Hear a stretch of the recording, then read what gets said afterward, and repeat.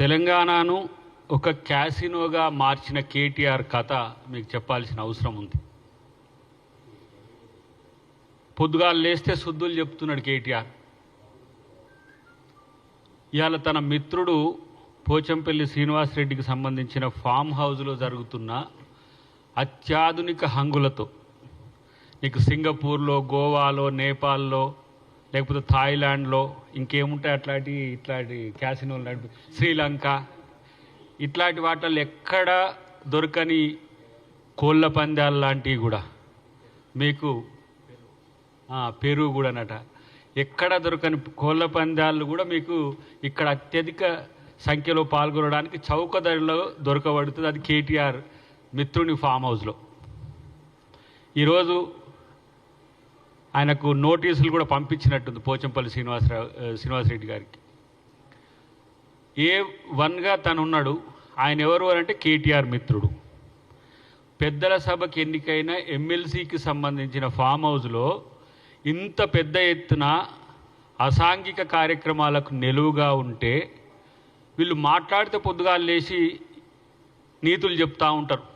కేటీఆర్, హరీష్ రావు, ఇక అప్పుడప్పుడు ఆయన ఆ గూట్లకెళ్ళి బయటికి వెళ్ళి కేసీఆర్కు చిలుక పలుకులు పలికి చీకట్లో ఒకసారి, మధ్యాహ్నం ఒకసారి, మార్నింగ్ ఒకసారి పలికిపోతుంటారు.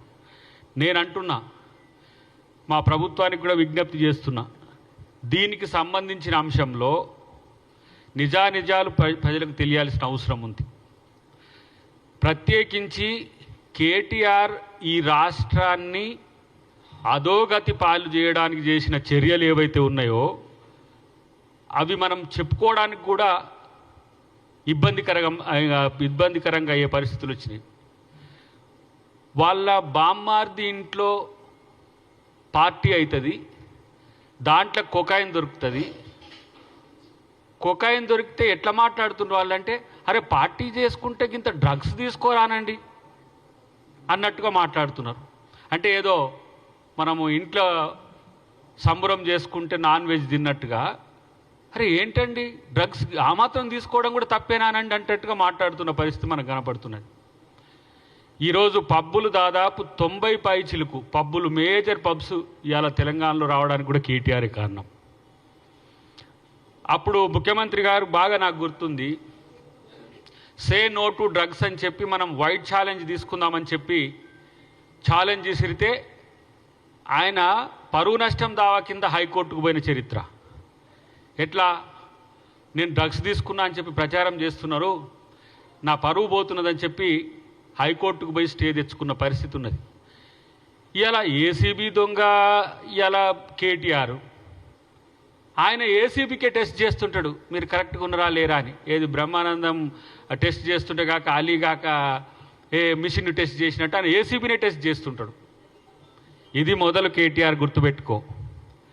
మీ యొక్క భూముల దందా ఎక్కడుందో అంతా తెలుసు ప్రభుత్వానికి. మీ యొక్క అక్రమ వ్యాపారాల దందా ఎక్కడుందో అందరికీ తెలుసు. శ్రీనివాసరెడ్డి గారు నీ మిత్రుడా, వ్యాపార మిత్రుడా, లేకపోతే నీ చీకటి సామ్రాజ్యానికి ఆయన ఏమంటాం అతి సన్నిహితుడా, లేకపోతే ఆయన కోఆర్డినేటరా అనేది ఇవన్నీ కూడా చిట్టా ఉంది. అంతేకాకుండా మీ అయ్యేమో ఇరిగేషన్కు సంబంధించిన వాటిల్లో, మిగతా వాటిల్లో అక్కడ ఇలా ఎంక్వైరీలు ఎదుర్కొంటున్న పరిస్థితి ఉన్నది. ఎందుకు కాంగ్రెస్ ప్రభుత్వం కేటీఆర్ పట్లనో, కేసీఆర్ పట్లనో, కవిత పట్లనో, లేకపోతే హరీష్ రావు పట్లనో ఉదాసీనంగా ఉంటుందని అనుకుంటున్న వాళ్ళకు ఒక సమాధానం. మీరు ప్రభుత్వాన్ని పరిపాలించమంటే వీళ్ళని అరెస్ట్ చేసే పనిలో ఉన్నారేందని చెప్పి సమాజం అనుకోవద్దనే ఉద్దేశంతో. కానీ వీళ్ళ నలుగురు కోసం పోరాడుతున్నారు తప్పితే ప్రజల కోసం పోరాడే దరిద్రులే కాదు వీళ్ళు. ఇలా కేటీఆర్ హీరోనట. ఏం హీరో అంటే నువ్వు ఇగో క్యాసినో హీరో.